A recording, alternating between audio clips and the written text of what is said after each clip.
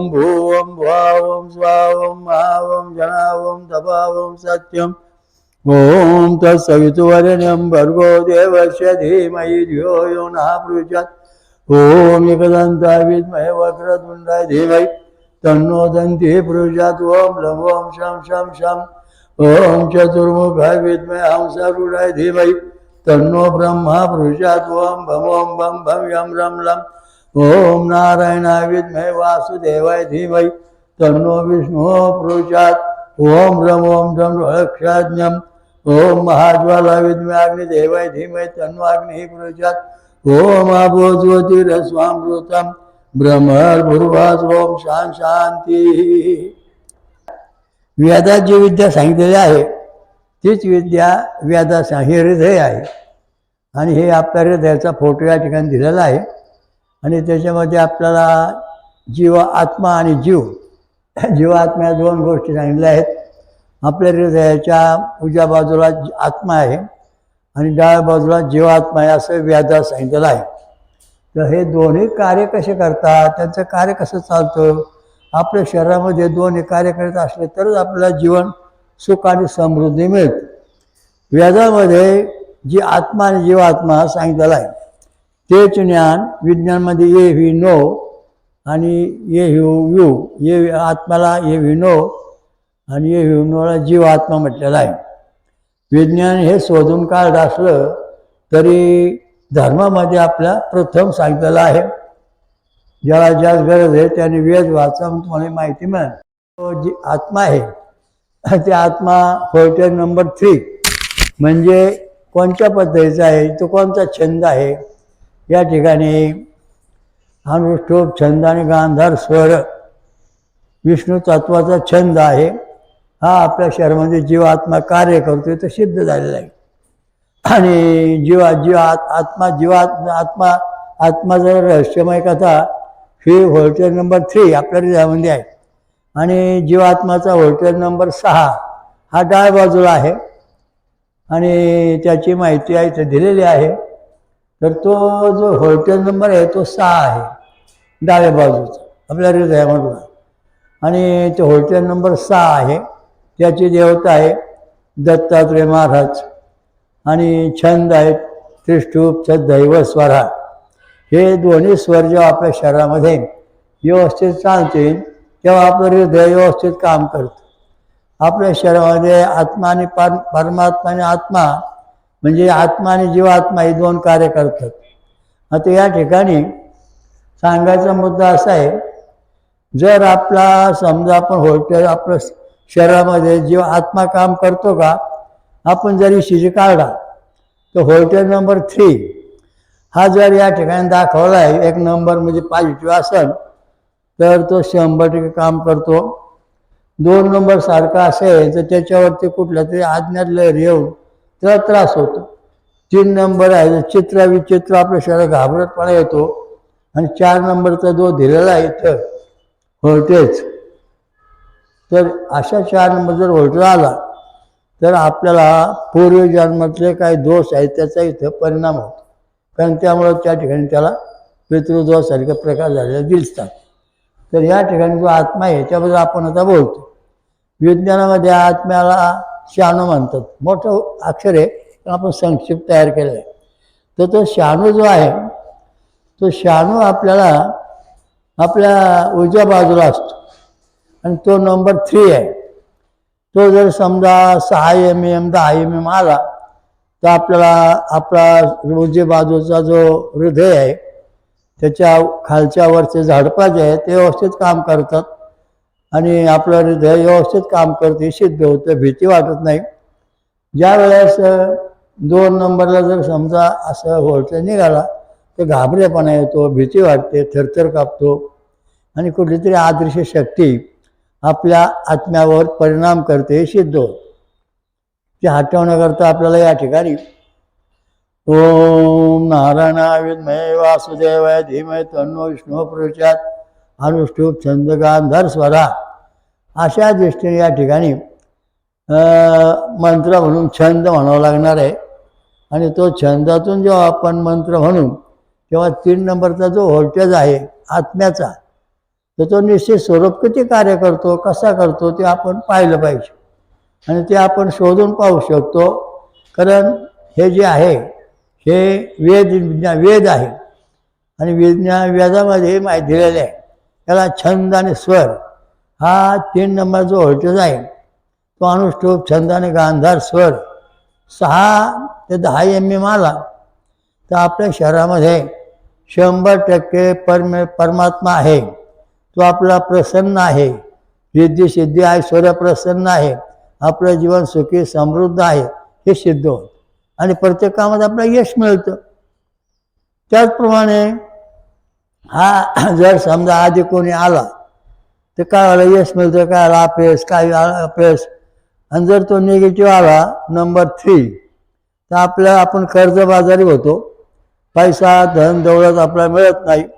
हा 3 नंबर जो व्होल्टेज आहे याच्यावरती लक्ष्मी प्रसन्न होते. आपला पैसा हातापायात पाहिजे का नाही, किती पाहिजे, आत्मज्ञान कसं होतं, हे सगळं 3 नंबरवर अवलंबून आहे. आणि हे 3 नंबर अवलंबून असल्यानंतर त्याचं आपण नेहमी निरीक्षण केलं पाहिजे.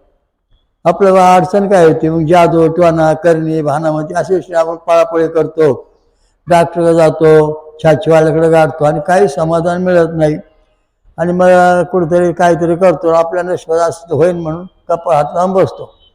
प्रयत्नांती परमेश्वर या मताचा मी आहे. तर या ठिकाणी 3 नंबरचा व्होल्टेज जो आहे तो सुधारण्याकरता आपल्याला या ठिकाणी आपल्याला आमरस म्हणजे आंब्याचा रस प्यावा लागला आहे. आंब्याचा रस घेतल्यानंतर हा 3 नंबरचा व्होल्टेज किंवा मोडा धान्य खाल्ल्यास हा 3 नंबरचा व्होल्टेज निगेटिव्हचा पॉझिटिव्ह होतो आणि मग आपल्या हातामध्ये आत्मज्ञान, ब्रह्मज्ञान, ईश्वर शक्ती, दिव्य दृष्टी, दिव्य ज्ञान, 3रा डोळा उघडणे, जगात काय चाललंय, अनंत कोटी ब्रह्मांडाचं ज्ञान त्या 3 नंबरवर होतं. म्हणून हा 3 नंबरचा व्होल्टेज या ठिकाणी दाखवला आहे. आता आपण जीवात्माचा व्होल्टेज त्याला इंग्लिशमध्ये जे विज्ञान आहे त्याला शानो म्हणतात आणि वेदामध्ये आत्मा म्हटलं जातं. ज्याला पाहिजे त्याने वेदामध्ये पाहून घ्यावं. आता आपण जीवात्म्याबद्दल थोडं बोलू. तर जीवात्मा जो आहे तो 6 नंबरचा व्होल्टेज आहे. तिथे अनुष्ठुप छंद दैव स्वरा हा जर पॉझिटिव्ह आला 1 नंबर सारखा तर आपल्या शरीराचा पुरवठा, नंतर भौतिक सुख, रिद्धी सिद्धी ऐश्वर हे सर्व गोष्टी प्राप्त होतात. आपलं शरीर रक्त जे आहे ते रक्त या ठिकाणी समतोल कसं राहतं याच्यावर कळतं. कारण हे जे 6 नंबरचा व्होल्टेज आहे हे रक्त पुरवठा शरीरात भरपूर करतं आणि मग जर समजा तो 10 mm 6 ते 10 mm आला तर आपल्या शरीरामध्ये HB 10 ते 12 15पर्यंत असतो, होऊ शकतो. म्हणजे रक्तपुरवठा आपल्या शरीरात भरपूर आहे याची भीती नाही. त्याचप्रमाणे आपलं आत्मज्ञान, सुख, शांती, समाधान होत. जर समजा 2 नंबर सारखा तो व्होल्टेज आला त्याच्या कुठे आदरी शक्ती आदळते, भीती वाटते, वाईट स्वप्न पडतात किंवा रक्तात गोंधळ होतो. 3-4 नंबर आला त्याच्यामधलं रक्त कमी होत आणि मग मानवाला भीती वाटते. कारण हे जरी किती आपण ॲक्शन दिला तरी त्याच्यातून तो परिणाम कमी होत चालतो, लक्षात ठेवा. म्हणून हा जो 6 नंबर व्होल्टेज आहे याच्याकरता तुम्हाला काजू खाणे आवश्यक आहे. जेव्हा 6 नंबरचं व्होल्टेज काजू खाल्ले तर हा दत्तांचा आहे 6 नंबर व्होल्टेज मग पॉझिटिव्ह होणार. मग तुम्हाला ब्रह्मज्ञान, 3रा डोळा उघडणे, आत्मज्ञान होणे, जगात कुठे काय आहे सगळं इत्थंभूत ज्ञान होऊ शकतं. त्याच्याकरता तुम्हाला फळं खाऊन दूध पिऊन राहायला पाहिजे. अशा दृष्टीने हे सगळं विज्ञान आणि वेद याचं महत्त्व आहे. तर आपल्या वेदामध्ये जी माहिती सांगितलेली आहे ती विज्ञानापेक्षा फार श्रेष्ठ आहे. कारण आपल्या हृदयामध्ये जीव आणि जीवात्मा हे दोन्ही गोष्टी समतोल असल्या पाहिजेत. जर समजा तुमचा आत्मा पॉझिटिव्ह आहे आणि जीवात्मा जो आहे तो निगेटिव्ह आहे तर तुमच्या हृदयातच भांडण सुरू होतं. कारण तुमचा मिळेल तुम्हाला वाटत नाही. तुम्ही एक वेळा म्हणता आपण जगू का, एक म्हणतो नाही मरू दे, एक म्हणतो काय करायचं. हे मानसिक स्थिती तुमची या ठिकाणी बिघडून जाते. मनोविकृती निर्माण होते आणि मनाला समाधान मिळत नाही. तेव्हा हे 2-3 नंबरचा व्होल्टेज आणि 6 नंबरचा व्होल्टेज जो आहे तो अत्यंत प्रभावीशाली आपण जपला पाहिजे. दर 6 महिन्याने आपण हा व्होल्टेज तपासला पाहिजे. हे जर तपासून पाहिलं तरच आपल्याला सुख शांती समाधान मिळतं. आता ह्या 3 नंबरचा 6 नंबरचा व्होल्टेज आहे याच्यामधून आपल्या शरीरामध्ये रक्तपुरवठा होतो आणि तो रक्तपुरवठा मेंदूपासून तर पायाच्या शिरेपर्यंत होतो. हा जर होत असेल चांगला तर सुख समाधान मिळणार. डोकं दुखलं, हातपाय दुखले, पाय दुखले, कंबर हे जे आपण म्हणतो हे रक्त जे आहे हे रक्त जे आहे ते कमी होतं, वाढत नाही आणि त्यामुळे आपल्याला त्यापासून त्रास होतो, सुखशांती मिळत नाही.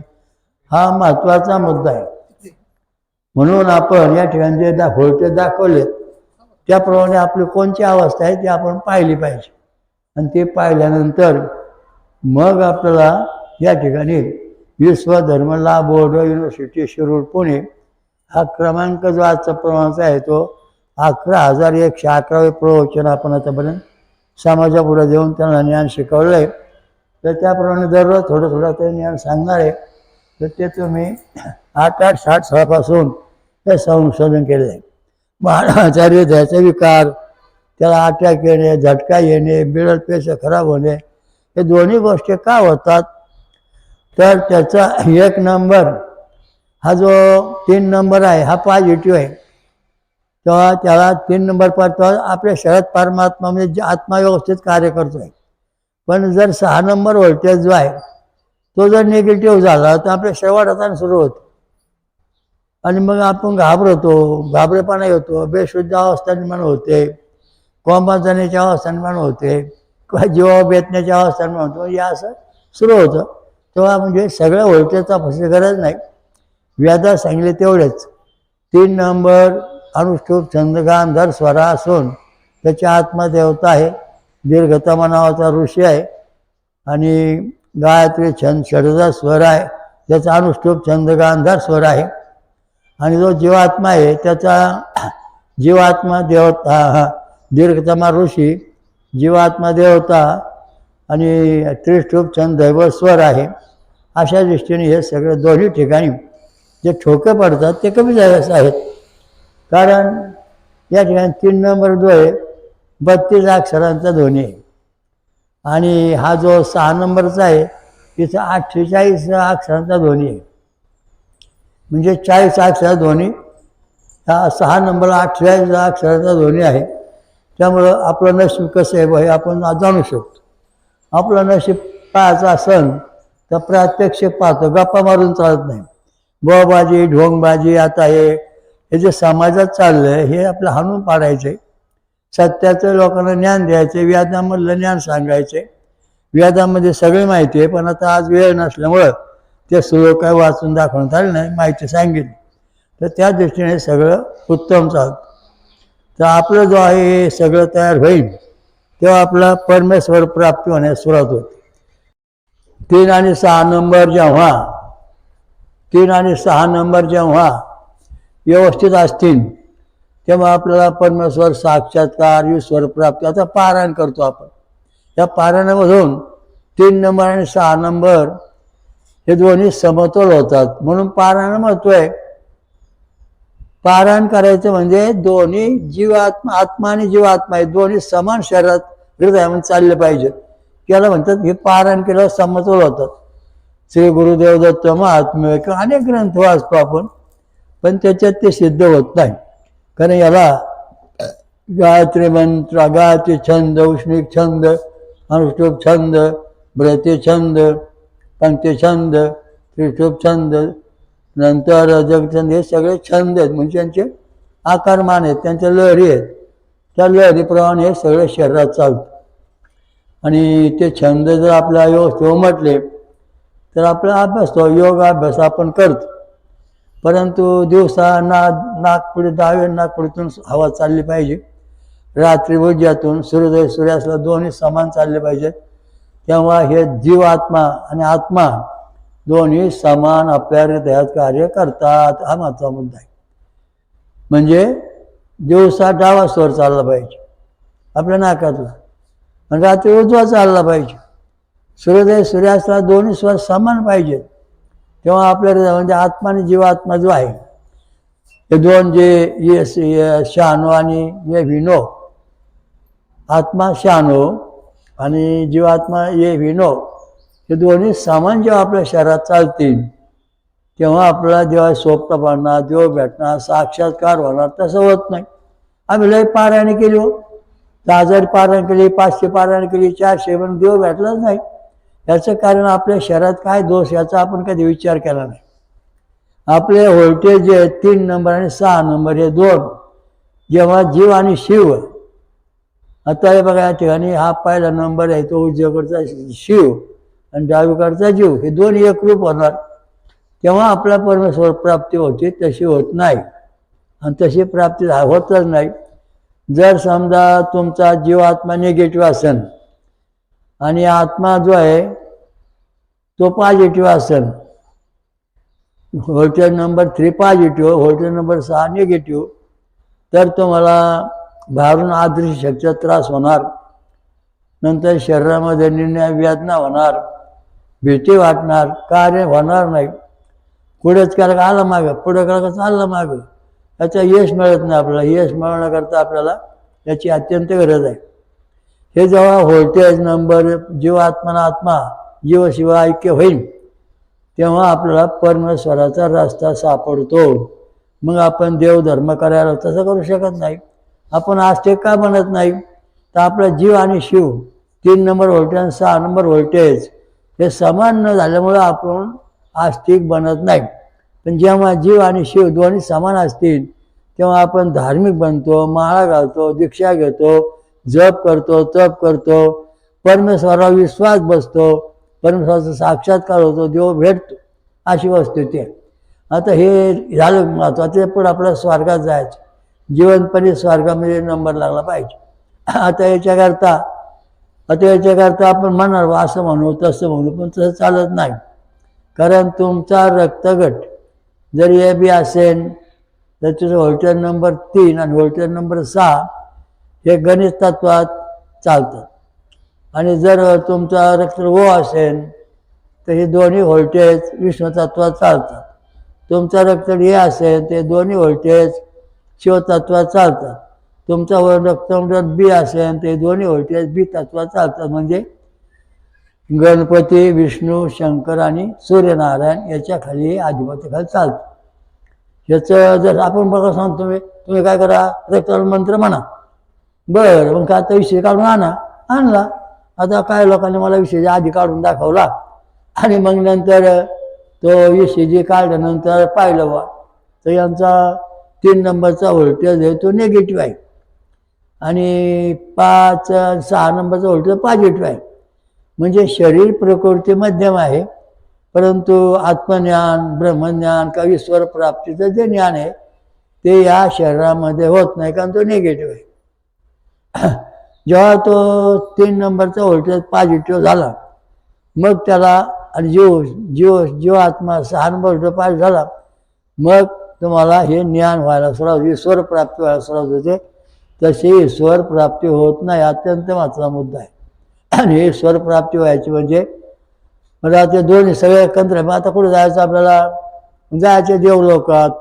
मग देवलोकात जायचं म्हणजे आपण जाताना आपल्याला काय काय अडथळे तयार होतात. याच्यामध्ये 4 मार्ग आहेत, भूतियान मार्ग. दारू पिणे, गांजा वळणे आणि वाकडे तिकडे व्यसन असणे, इथं चेडे गोटे असतात, भूतखेत, ते आपले व्होल्टेज व्यवस्थित वाढवून देत नाहीत. त्याच्या पुढचा पितृयान मार्ग आहे. याच्यामध्ये वरण भात आमचे शाकाहारी आपण राहतो तेव्हा हे पितर आपल्याला जर प्रसन्न झाले तर आपलं व्होल्टेज व्यवस्थित ठेवतात, नाही तर मागं पुढे करतात. मग आता याच्यामध्ये आता पाहिलं बा आपण वरण भात आमटे खातोय, मग आपला 2 नंबरचा व्होल्टेज, 1 नंबरचा 3 नंबरचं व्होल्टेज आणि 6 नंबरचं व्होल्टेज याच्यामध्ये फरक आहे. 6 नंबरचा व्होल्टेज तुमचा निगेटिव्ह, 3 नंबरचा व्होल्टेज पॉझिटिव्ह. म्हणजे तुम्हाला पितर दोष म्हणजे पितृ जे आहेत ते तुम्हाला सरळ मार्गदर्शन होऊन देत नाही ते तेव्हा नडतात, हेच सिद्ध होत. आणि जेव्हा ते दोन्ही समान होतील तेव्हा या ठिकाणी पितर आपल्या बाजूने येतात, आपला कार्य करू लागतं. याच्या पुढचा देवयान मार्ग, याच्यामध्ये फळं खाणं, दूध पिऊन राहणं, या मार्गामध्ये ईश्वर प्राप्ती होते, देव लोकांची भेट होते, देव बोलू लागतात, साक्षात्कार होतो, सगळ्या गोष्टी पूर्ण होतात. म्हणून अत्यंत महत्त्वाचा मुद्दा असा आहे. आणि तो मुद्दा आपण या ठिकाणी पाहतो की देवाचं साक्ष होण्याकरता आपल्या शरीरात कोणची आवश्यकता पाहिजे. एक जण मला भेटला, म्हणलं महाराज मला महाराज व्हायचं. म्हणजे तो विषय काढ, तेव्हा त्याचा 3 नंबरचा व्होल्टेज निगेटिव्ह आणि 6 नंबरचा व्होल्टेज अर्धवट. मला देवधर्म करणे फार अवघड आहे. मला मी जवळजवळ 12 वर्ष देवाची भक्ती करतो, अनुभव काहीच येत नाही. कारण व्होल्टेज जर तुला सरळ नाही तर अनुभव येणं शक्य नाही. मग त्याला सांगितलं फळं खा, दूध पे. आणि त्याने फळं खाऊन दूध प्यायला सुरुवात झाल्यानंतर 1-1.5 महिन्यात त्याला मग ईश्वरा साक्षात्कार, दृष्टांत, देवाशी संभाषण करणे सुरू झालं. म्हणजे आपल्या शरीराची बटणं आहेत ते स्वर्गास परमेश्वराशी जोडलेली आहेत. आतापर्यंत आपण हे 11,111 प्रवचन देतो. इतके प्रवचन दिले, लिहून दिले. आणि काही ज्यांचं आहे त्यांच्याकडून तुम्ही अभ्यास शिका. विश्वक्रांती नवे ज्ञानमध्ये प्रवचन टाकले आहेत, फेसबुक याचे पण टाकलेले आहेत, नंतर व्हॉट्सअपवर पण ग्रुपवर टाकलेले आहेत. या ठिकाणी बरीच माहिती आपण दिलेली अद्भुत, जी तुम्हाला माहीत नाही, विज्ञानाला माहीत नाही, वेदांना पण त्यातलं तारतम्य सांगता आलं नाही. ते महत्त्वाची गोष्ट आपण आज ते सांगतोय ताळणिकदृष्ट्या की आपला आता 3 नंबरचा 6 नंबरचा व्होल्टेज पॉझिटिव्ह आहे. म्हणजे आपला दत्त महाराज भेटणार, साक्षात्कार होणार. दत्ताची भक्ती करणारी माणसं आहेत त्यांना 6 नंबरचा व्होल्टेज पॉझिटिव्ह पाहिजे. तेव्हा ते दत्त पारायण चालले, दत्त जयंती आली. मग जयंती आली म्हणजे काय आली बा, तर आपल्या शरीरात काय बदल होणं हा महत्त्वाचा मुद्दा आहे. जेव्हा आपण जयंती साजरी करतो तेव्हा दत्त जयंती साजरी केली म्हणजे आपला 3 नंबरचा व्होल्टेज पॉझिटिव्ह व्हायला लागतो. जर आपण समजा विष्णू जयंती साजरी केली, गोकुळाष्टमी साजरी, 3 नंबर व्होल्टेज, तर 3 नंबर व्होल्टेज पॉझिटिव्ह व्हायला लागतो. म्हणजे हे जयंती उत्सव आपल्या धर्माचे दिलेले आहेत, हे सगळे आपल्या हृदयात संबंधित आहेत. आणि त्यामुळं आपलं जीवन सुखी समृद्ध बनतं. तर या ठिकाणी फळावर दिलेलं चित्र आहे, त्याचा फोटो काढून घ्या, त्याप्रमाणे अभ्यास करा. उद्या पण प्रवचन आपण द्या याच्यावर थोडंफार. तर हे सांगायचा मुद्दा असा आहे की याच्यामध्ये आता आपण निघालो, आपला जीव आणि शिव एक झालं, एकरूप झाल्यानंतर लगेच आपल्या देवांचा साक्षात दृष्टा व्हायला लागला. मग आपण चाललो गणेश लोकात, मग चाललो ब्रह्मलोकात, मग चाललो विष्णुलोकात, मग चाललो शिवलोकात, मग चाललो इंद्रलोकात, मग चाललो दत्तलोकात, मग चाललो विराट लोकात. इथपर्यंत जातो आपण फळं खाऊन दूध पिऊन. पण पुढं अजून 4 लोक आहेत, ते तुम्हाला माहितीच नाही. लिंग महापुराण अर्थात श्रीराम लिंग महापुराण, या पुराणामध्ये त्याचं महत्त्व सांगितलं आहे की विष्णू लोक, नंतर स्कंद लोक, नंतर पार्वती लोक, नंतर रुद्र लोक, हे 4 लोक जे आहेत अमृत प्राप्ती झाल्याशिवाय या 4 देवलोकात प्रवेश करता येत नाही. म्हणून आपल्या ज्या अमृत गवळणी आहेत त्या तुम्ही सतत पाठ केल्या पाहिजेत. म्हणजे तुम्हाला शरदेवी अमृत देणार आणि मग तुमचा वर्ष 4 मार्ग तुम्ही चालू होणार.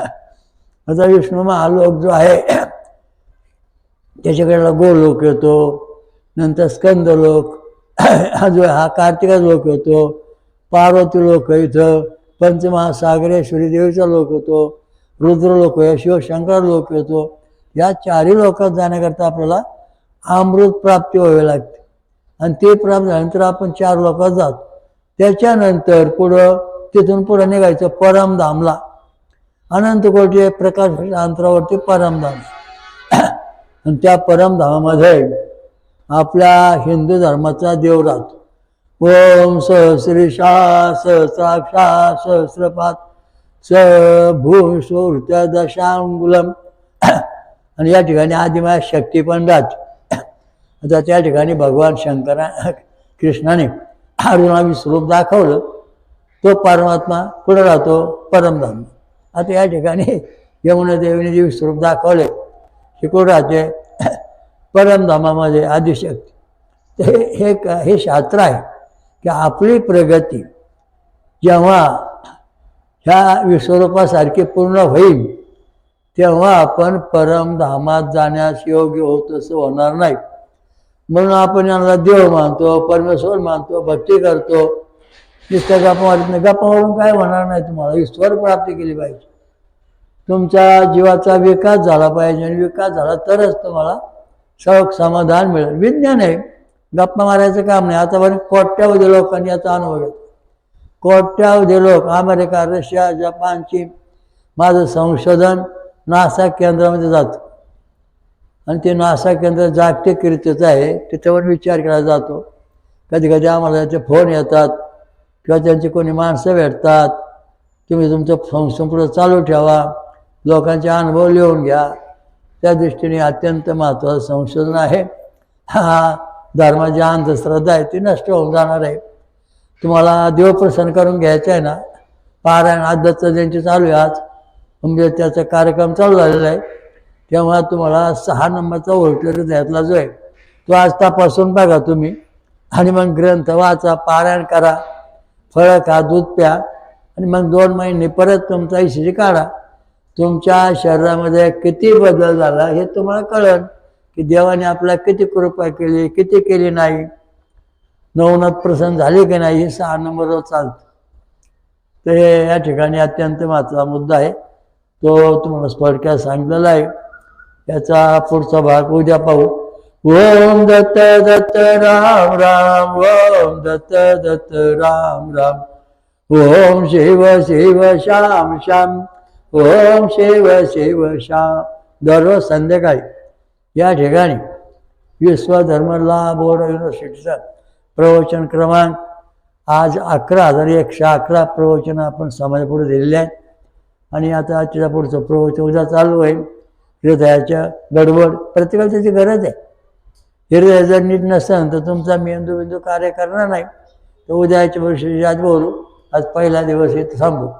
ओम दत्त दत्त राम राम, ओम दत्त दत्त राम राम, ओम शिव शिव श्याम श्याम, ओम शिव शिव श्याम श्याम, ओम दत्त दत्त राम राम, ओम दत्त दत्त राम राम, ओम शिव शिव श्याम श्याम, ओम शिव शिव श्याम. मनुष्य या देवलोकामध्ये कसा प्रवेश? आमच्या मंडळीने जवळजवळ 40 ते 50 वर्ष उपवास केला आणि साधना पण केली. जीव आणि शिव दोन्ही एकरूप झाले. मग आता शरीर सोडल्यानंतर मी बसलो होतो. माझ्यासमोर मंडळी प्रगट झाली. मला म्हणलं बघा तुम्ही स्वर्गात मूळ ठिकाणी जाणार आहे. मग ते अतिशय मोठी होती, बारीक बारीक होत आली आणि सरशेवरला सुपारी एवढ्या आकारा एवढा प्रकाशाचा गोळा तयार झाला. त्यामध्ये प्रकाश फिरायला लागला आणि तो प्रकाश डायरेक्ट स्वर्गामध्ये गेला. त्याच्याबरोबर माझी दृष्टी पण तिथपर्यंत गेली. मग तिथं गेल्यानंतर जे परमधाम आहे त्या ठिकाणी जी काही व्यवस्था आहे ती पाहिली. तर आपलं जे शरीर आहे ते स्वर्गामध्ये असतं आणि ते शरीर स्वर्गामधलं परत त्याने आपलं जिवंत केलं आणि मग ते तिथं राहिले 8-10 दिवस. मग परत शरीर सोडून पुन्हा शरीरातून बाहेर पडा प्रकाशमय जीवात्मा आणि तो परत खाली पृथ्वी आता फिरतो कार्य करीत. तर सांगायचा मुद्दा असा आहे की तुमचा जो जीवात्मा आहे हा स्वर्गात जाण्याकरता तुम्हाला आत्मा आणि जीवात्मा दोन एकरूप, जीवशिवाय एकरूप होतील तेव्हा तुम्ही मूळ परमेश्वरापर्यंत जाता. ते जाऊ शकणार नाहीत आणि गेले पण नाही कोणी. म्हणून असा एक मागचा मुद्दा आहे. असं सांगायचा मुद्दा असा की आपला जीव आणि शिवाचं ऐक्य झाल्यानंतर स्वर्गात जात आहेत. म्हणजे आमची मंडळीचं माझ्यासमोर उभी राहिली त्या आपल्या खोलीमध्ये. मी म्हणलं काय आहे? म्हणजे मला मूळ ठिकाणी जायचे. मी म्हणलं ठीक आहे. लगेच बारीक झाली. लगेच त्या एका सुपारी एवढा प्रकाशाचा गोळा तयार झाला आणि तो डायरेक्ट परमधामात गेला. तिथे गेल्यानंतर ते स्वर्गातली अवस्था, तिथे देवलोक सगळ्या लाखाट प्रकाशात दिसायला लागले. आणि मग तिथं राहून परत त्या शरीरातून दिव्य शरीरातून सोडून परत पृथ्वी आली. तर तुम्ही आता तुम्हाला सांगितलं की तुम्ही आता तुमच्या घरी तुमच्या घरी आंब्याचं झाड आहे, त्या आंब्याचं झाड घेऊन तुम्ही मग ते या, तर तुम्ही आंब्याचं झाड घेऊन येऊ शकत नाहीत. फक्त तुम्ही आंब्याची कोय घेऊन येऊ शकता. आंब्याची कोय आणून लावायची, पुन्हा तसाच आंबा तयार आहे, तसे त्याला झाडं तयार होतात. तसंच ना आपलं जे शरीर आहे प्रत्येकाचं, ते स्वर्गामध्ये अतिशय ब्रह्मवज्र कवचमय आहे. आणि ते सोडून आपण म्हणजे अतिशय सूक्ष्म रूपाने आंब्याच्या कोयसारख्या पृथ्वी आलेलो आहोत. आणि पुन्हा आपण आपलं ते शरीर धारण करून राहतो आहोत. ज्याला जीवशिवाय ऐकायचं झालं तो जेव्हा स्वर्गात जातो, ज्याचं झालंच नाही त्याला जाता येत नाही, तो 84 येऊन फिरतो. जेव्हा पण तप करून करून करून पुन्हा जीवशिवाय आत्मा एक होतो आणि मग त्याला परत मूळ ठिकाणी जाता येतं. म्हणजे आपण जे आहोत, आता स्वर्गामध्ये आंबा आहे आणि ते जा स्वर्गातला आंबा घेऊन या, इथं आपण इथं आणू शकत नाही. मग स्वर्गातल्या आंब्याची फक्त कोय आणणे आणि ती कोय आपण इथं लावली आणि त्याचा पुन्हा मोठा वृक्ष तयार झाला. तसेच आंबे आले. उदाहरणार्थ कोण? भगवान श्रीकृष्ण हे मूळ परमधामातून पृथ्वीवर आले, त्याने अवतार घेतला, प्रगट झाले आणि मग अर्जुनाला त्याने आपलं विश्वरूप दाखवलं आणि आपलं मूळ स्वरूप जे आहे स्वर्गातलं परमधामाला त्यांनी ते परत दाखवलं. कसं? स्वर्गात त्यांचं विश्वरूप जे आहे तेच विश्वरूप त्यांनी पृथ्वी आल्यावर दाखवलं. तशा प्रकारचा प्रत्येक जो जीवात्मा आहे 84 लक्ष एवढीच, तो स्वर्गातून अति सूक्ष्म होऊन पृथ्वीवर येतो आणि पृथ्वी आल्यानंतर पुन्हा शरीर धारण करतो, ह्या शरीरात राहून फिरतो, कार्य करतो, पुन्हा शरीर सोडून पुन्हा आपला दिव्य प्रकाश रूपाने स्वर्गात जातो आणि तिथे गेल्यानंतर आपलं दिव्य शरीर मिळतं. आपल्या धर्मात देव सगुण आहे का निर्गुण हा प्रश्न पडतो. तर हा प्रश्न सोडवण्याकरता आपल्याला जीवशिवाय ऐक्य व्हायला पाहिजे. तेव्हा आपल्याला देव सगुण आहे याची सिद्ध होतं. आता साधी गोष्ट आहे, त्रिदेव श्रेष्ठतम, तिन्ही देवामध्ये श्रेष्ठ कोण? या तिन्ही देवामध्ये श्रेष्ठ आहे म्हणून पाहण्याकरता भृगुश्रींची नेमणूक झाली. ब्रह्मदेवाच्या द्वारे गेले, तिथं मान मिळाला नाही. शंकराद्वारे गेले, तिथून त्याला बाहेर काढलं. आणि विष्णूद्वारात गेल्यानंतर बाकीचे तिथले जे पार्षद होते, विष्णू पार्षद बाजूला झाले आणि मग इथे झोपले होते शेषशाईवर. मग भृगुश्रींनी त्यांच्या छातीवर लाथ मारली. लाथ मारल्यानंतर मग ते काय म्हणले? उठले भगवान विष्णू, म्हणले महाराज माझं शरीर ब्रह्म वज्र कवचमय आहे. चित्तावरून भाताची परीक्षा म्हणजे देवाचं परमस शरीर जे आहे मूळ ते वज्र कवचमय आहे. आणि मग तुमच्या पायात जो खबोत झाले असं म्हणून त्या भृगुश्रीला पाय चोळले, हे केलं, भृगुश्रीला नमस्कार केला. मग त्याने सांगितलं बा की देव सगुण आहे, त्यांच्या छातीवर माझी लाथ म्हटलेली आहे पाऊल. मग हे पाऊल ज्या मानव रूपामध्ये जर कोणी पृथ्वी आला तर तो भगवान परमात्माचा अवतार गणला. श्रीकृष्ण, श्रीराम, श्रीकृष्ण, दत्त यांच्या छातीवर ही पावले. म्हणून यांना आपण देव मानतो. कुठल्या तुम्ही साठार फाटार देव मानून पूजा करताय, त्यामुळे तुमचं वाटलं झालं, कारण तुम्हाला खरं काहीच कळलं नाही. इंग्लिश शिकायचं नाम इंग्लिश शाळेत जा. तुम्ही कुठलं तरी साठाफाटा शाळेत बसला आणि पुन्हा बाहेर पडला तुम्ही पास होऊन तुम्हाला कुठं नोकरी मिळाना आणि कुठं धंदा मिळाना, तुम्हाला काय सांगता यायला? म्हणजे आपली दिशा चुकलेली आहे. तशा दृष्टीने तुम्ही जे साठरा फाटरा देवांची भक्ती करताना त्यामुळं तुमची दिशा चुकलेली आहे. खरी दिशा जी आहे तेव्हा वच्छवक्षांत श्रीराम, वच्छवक्षा भगवंत श्रीकृष्ण, वच्छवक्षा भगवंत दत्तात्रय महाराज यांच्या छातीवरची पाऊल आहेत. भृगुऋषी, नंतर नंदिकेश्वर, वत्सदेव, कथा वेगळे, उद्या पाहू. तर सांगायचा मुद्दा असा आहे की आपला जो परमात्मा आहे तो सगुण स्वरूपात आहे. आता आकाशावर ढग आल्यात, पाऊस पडतो का? नाही. का नाही पडत? कारण ते संतृप्त वातावरण नाही. जेव्हा ढकाळी होतील त्यात पाणी भरपूर येईल तेव्हा पाऊस पडणार. तसा जो परमेश्वर सगुण स्वरूपामध्ये आहे म्हणून हे जगसृष्टी आहे. तो जर निर्गुण राहिला तर जगसृष्टी राहणारच नाही, नष्ट होऊन जाणार. म्हणजे आतापर्यंत धर्माचं जे अज्ञान आहे समाजाचं ते गेलेलंच नाही. आपल्या धर्मात जो देव आहे तो ओम सहस्रीशा सहस्रेशा पुरुषा सहस्राक्षा सहस्रपात समूर्त्या दशांगुलम, सगळ्या जगाला व्यापून हा एकमुखी दशभुजा उरला म्हणजे आपला कल्कीदत्त महाराज. हे सगळ्याकडे एकमुखी दशांगुलम म्हणजे 10 हाताने उरून दाखव. तर अशा दृष्टीने जो परमात्मा वडाचं बी आहे. आता वडाचं झाड आहे, किती मोठं झाड आहे, बी किती छोटे राळ्यापेक्षा बारीक, त्याच्यामध्ये एवढं मोठं वडाचं झाडाचं बी असतं. सांगितलं प्रयोगशाळा जाय वडाचा बिया आणा, आणि बिया नाही गेलं तर बियामध्ये कुठे काय सापडते. जेव्हा ते पाण्यात सोडू तेव्हा त्याचे सगळे गुणधर्म तयार होऊन त्याचा वृक्ष बनतो.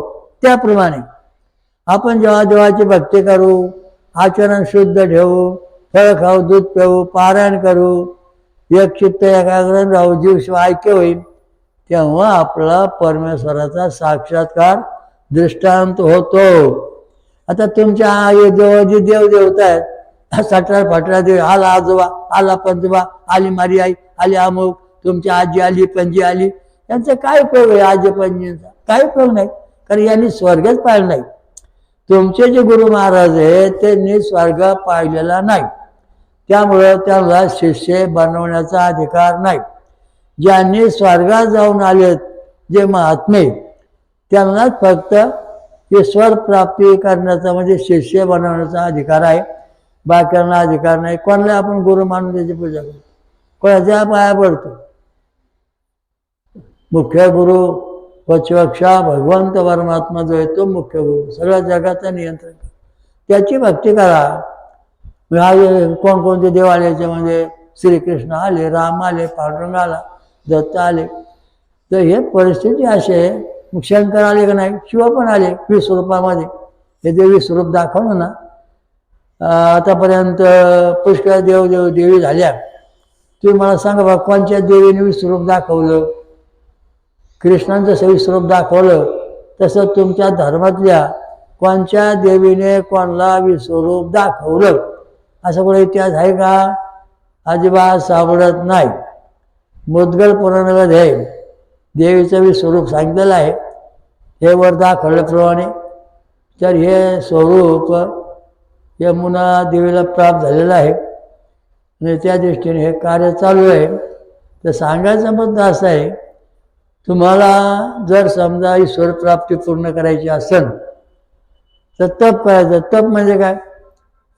तप म्हणजे आपल्या शरीरात जाळून टाकायचं, नवं बनवायचं तप म्हणतात. बोरीचं झाड तप करतं, बोरी झाडाचा पाला सगळा गळून जातो, फांद्या वाळतात आणि पुन्हा वर्षाने फुटतात. तशा दृष्टीने आपलं शरीर हे तप केल्यानंतर पुन्हा जसं तसं तयार झालं पाहिजे, तेव्हा आपलं ईश्वर प्राप्ती होईल, तशी होणार नाही. ओम दत्त दत्त राम राम, ओम दत्त दत्त राम राम, ओम शिव शिव श्याम श्याम, ओम शिव शिव श्याम श्याम. उद्या 5 ते 6 वाजेपर्यंत पुन्हा याच जागेवरती असाच विषय तुम्हाला सांगितला जाणार आहे. अवश्य लाभ घ्या. हरिओम दत्त. ओम स्वयंभू ईश्वराजा श्री अमृत कलकत्ता महाराज की जय. स्वयंभू स्वयंभू महापंचसागरेश्वरी महादुर्गा महाशाकंभरी माता की जय. ब्रह्मशास्त्री की जय. महाश्याम साहेब माता की जय. सर्व देव देवता की जय. सत्संग की जय. ऋषिमुनी की जय. श्री गुरुदेव दत्त. गणपती बाप्पा मोरया. बुद्धीत येऊन राहा. हरिओम तत्सत. ओम शांती शांती.